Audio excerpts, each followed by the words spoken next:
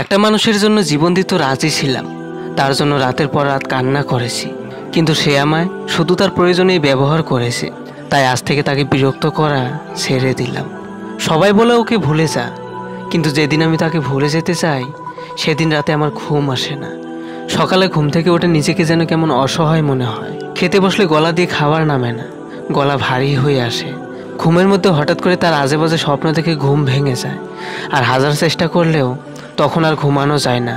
না পাওয়ার এক তীব্র যন্ত্রণা আর কেউ না জানলেও আমি তো জানি। হারানোর ভয়ে নিঃশ্বাস নিতে কষ্ট হওয়া, দম বন্ধ হয়ে আসা। আমি শুধু জানি তাকে ছাড়া আমার প্রতিটা সেকেন্ড কিভাবে কাটে। এগুলো বোঝার মতো ক্ষমতা কারো নেই। যার হারায় সেই বোঝে তার কষ্ট কতটা। তাই সবাই খুব সহজেই বলে দেয়, ছেড়ে দে তাকে, তাকে ভুলে যা।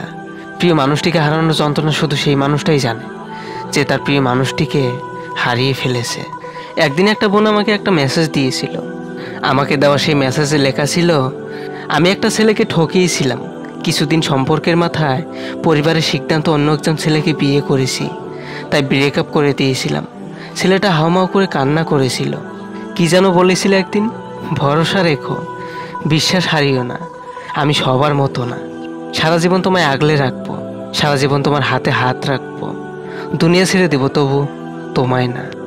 আজ কোথায় গেল তোমার সেই কথাগুলো? সেই তুমি তো বেইমানি করলে, তাই না?